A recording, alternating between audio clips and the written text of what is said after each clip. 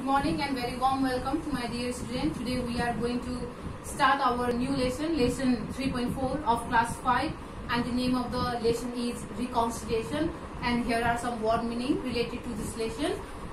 I hope you will copy this in your copy. So the word meaning are reconciliation. Reconciliation means mel milap. Snap means chupchap. Shade means taharo. Offensive means apatijana. Dispute means vivad. Backbiting means kura katnu. Mediator means bichko manche, and disagreement is asahamat. So these are the word meaning. Hope you will copy this in your copy. So in lesson 3.4 of class 5, reconciliation, we can get three main characters: Hare Krishna, Govinda and Mukhiyaba. So in this lesson, lesson 3.4 of class 5, there are three main characters: Hare Krishna, the first character; Govinda is the second character, and the third, who play the role of mediator in this story or in this lesson, Mukhiyaba is the third character of this lesson. So this lesson is related on the couple of paragraphs. So in this lesson, this lesson is related on the couple of paragraphs, and in this lesson, here is one story related to the Hare Krishna and the Govinda, and in this lesson, reconciliation, or from this lesson, we are going to learn about the meaning of reconciliation, or what is the importance of mediator. Mediator को importance के हुन्छ, महत्व के हुन्छ र त्यसको बारेमा चाहिँ हामी यो फुल स्टोरीबाट चाहिँ हामीले बुझ्न सक्छौं. So now I am going to explain this story or this lesson or this couple of paragraph. I hope you will listen to me carefully. So we all human beings are the social creatures. We live together with the other people in our society. So we all human beings are the social creatures. हामी सबै मानवहरू अथवा हामी सबै मानवहरू भनेको सामाजिक प्राणी हो. We all human beings are social creatures. We cannot live without society because we are social creatures. हामी सामाजिक प्राणी हो, त्यसैले हामी समाज बिना टाढा बस्न सक्दैनौं. We human beings are the social creatures, and we can't live without society. We all live together with other people in our society. हामी समाजमा सबैसँग मिलेर एकजुट भएर बस्ने गर्छौं.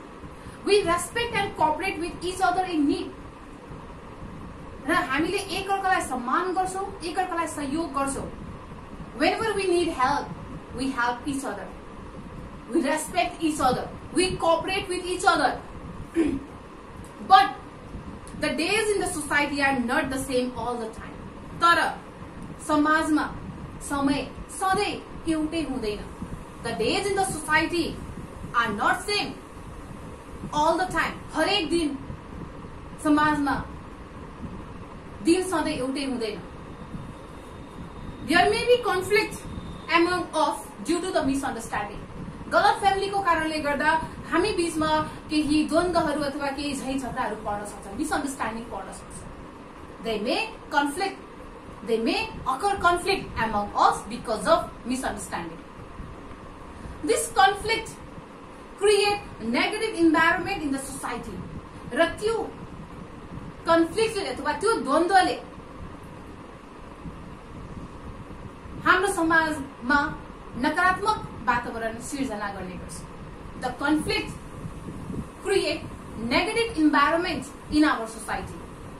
People do not cooperate and do not want to speak to each other in such situation. र त्यस्तो अवस्थामा मान्छेहरू एकअर्कालाई सहयोग गर्न चाहदैन र एकअर्कासँग बोल्न चाहदैन. In such case, when people quarrel with each other, when conflict occur, when misunderstanding occur, in that situation, people do not want to cooperate. People do not want to speak to each other. Peace and harmony get disturbed. Peace and harmony relation will be disturbed. The conflict get worse. र द्वन्द झन झन झन नराम्रो अथवा झन झन झन खराब हुँदै जान्छ. The conflict get worst. Peace and harmony disturbed, and this makes the people difficult to live in the society. र यस कुराहरूले अथवा यी कुराहरूले मानिसलाई समाजमा खुशीसँग बस्नको लागि गाह्रो बनाउने गर्छ. It create difficulty or it makes people difficult to live happily in the society. Therefore, there must be someone to reconcile if misunderstanding take place in the society.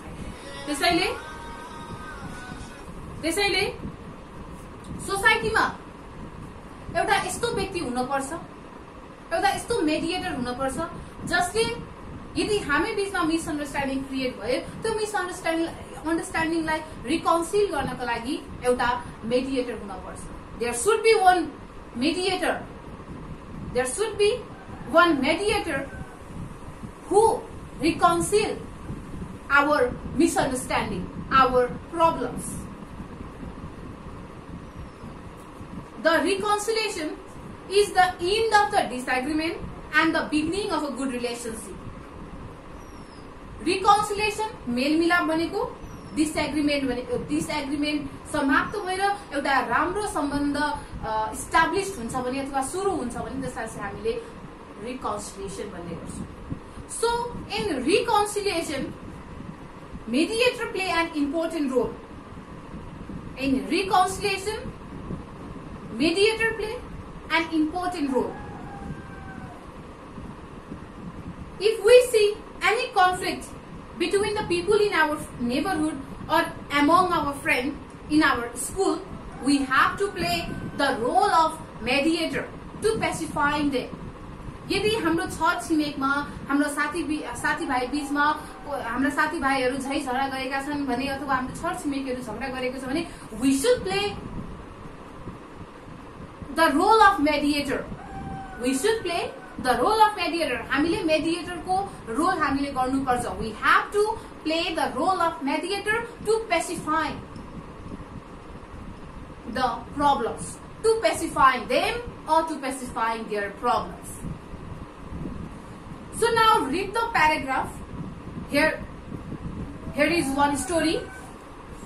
Here is one story in this lesson which is related to the Hare Krishna and Govinda, which I am going to explain you. So Hare Krishna and Govinda are the nearest neighbor. Hare Krishna र Govinda नजिकका छिमेकी हुन्. They live in a remote village. They both, Hare Krishna and Govinda, lives in a remote village. Remote village is the place where we do not get all the facilities, all the basic facilities like transportation, communication, electricity, drinking water, health service, etc. So one day they quarrel with each other, and the reason behind the quarrel was very small and very simple. Govinda and Hare Krishna are the nearest neighbors, and one day they fought with each other in a small or in a trivial matters. एक दिन हरि कृष्ण र गोविन्द एक अर्कासँग झगडा गरे र उनीहरुको झगडाको कारण एकदमै साधारण एकदमै सानो थियो. Govinda's buffalo snapped its tether and grazed in Hare Krishna's paddy field near the sheep. Govinda को भैंसी चुपचाप आफ्नो भैंसीलाई बाँधेको डोरी फुकालेर हरे कृष्णको पेडी फिल्डमा गएर के गरे त चर्यो. उसको हरे कृष्णको पेडी फिल्डमा गएर पेडीहरु सबै के गर्दियो त खाइदियो, धान सबै खाइदियो. Govinda's buffalo snapped its tethers. आफूलाई बाँधेको त्यो डोरी फुकाएर त्यो भैंसी चर्नको लागि हरे कृष्णको धानको खेतमा धान रोपेको खेतमा गयो र सबै धानहरु के गर्दियो त खाइदियो. The buffalo grazed in Hare Krishna paddy field near the sheep. Hare Krishna captured Govinda's buffaloes and did not return. Now, Hare Krishna captured Govinda's buffalo. When Govinda's buffaloes snapped his teeth and grazed in the Hare Krishna's paddy field near the sheep, Hare Krishna captured Govinda's buffaloes and did not return. जब गोविन्दास को भैंसीले आफ्नो बाली सबै नोक्सान गरेको देखेपछि गोविन्दाले हरि कृष्णले गोविन्दाको भैंसी आफ्नो घरमा ल्यायो र रिटर्न गरेन. He did not return the buffaloes of Govindas. They had friends dispute for this simple reason. र यति सानो कारणलाई लिएर दुवैजना एक अर्कासँग एकदमै झगडा गर्न थाले. They started to fight with each other in simple reason. They use offensive word to scold each other. र एक अर्कालाई गाली गर्नका लागि एक अर्कासँग झगडा गर्दा एक अर्कालाई गाली गर्दा ती दुवैजनाले आपत्तिजनक शब्दहरू अशब्दहरू अथवा आपत्तिजनक शब्दहरू अथवा शब्दहरू प्रयोग गरेर एक अर्कालाई गाली गरे. They used offensive word to scold each other. Some villager came there. र केही भिलेजरहरू अथवा केही गाउँलेहरू त्यहाँ आए. Some of them support Hare Krishna and others supported to Govinda. केही छिमेकीहरूले अथवा केही गाउँलेहरूले हरे कृष्णलाई सपोर्ट गरे भने केही गाउँलेहरूले गोविन्दालाई सपोर्ट गरे. Some villagers support Hare Krishna and others support to Govinda. The villagers were divided into two groups. One of the villagers suggested that they should go to the Mukhiyaba for the settlement of the case. जब झगडा गर्दा त्यो झगडा solve भयो. त्यसपछि एउटा छिमेकीले अब यो समस्यालाई हल गर्नका लागि अथवा यो समस्यालाई सल्भ गर्नका लागि हामी अब मुखियाबासँग जानुपर्छ भनेर एकजना नेबर्सले एउटा छिमेकीले सजेस्ट गरे. One of the villagers suggest both Hare Krishna and Govinda to go to the Mukhiyaba for the settlement of this case. Therefore they went to the Mukhiyaba, the senior citizen of the village. So Mukhiyaba is the senior citizen of that village. त्यो भिलेजको सबैभन्दा जान्ने बुझ्ने अथवा सबैभन्दा वृद्ध senior citizen मुखियाबा हुनुहुन्थ्यो. So मुखियाबा listened and counseled them. र मुखियाबाले दुवैको कुरा सुनेपछि दुवैलाई सम्झाए, दुवैलाई बुझाए. He asked them not to fight again. र मुखियाबाले दुवैलाई अबबाट झगडा नगर. Now don't fight.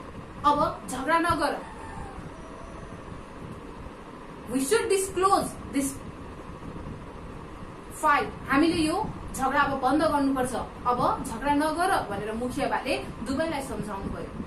And he sent all of them back to their homes. त्यसपछि मुखियाबाले दुवै हरे कृष्ण र गोविन्दालाई सम्झाइ बुझाइ आफ्नो घरतिर पठाए. मुखियाबा counseled them.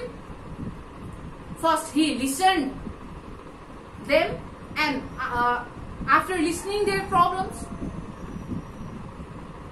he counseled both of them and he told to Hare Krishna and Govinda not to fight again and he sent them back to their homes. But Hare Krishna and Govinda stopped talking with each other. तर हरे कृष्ण गोविन्दा एक अर्कासँग बोल्न छाडे. त्यस दिनबाट हरे कृष्ण र गोविन्दा एक अर्कासँग बोल्न छाडे.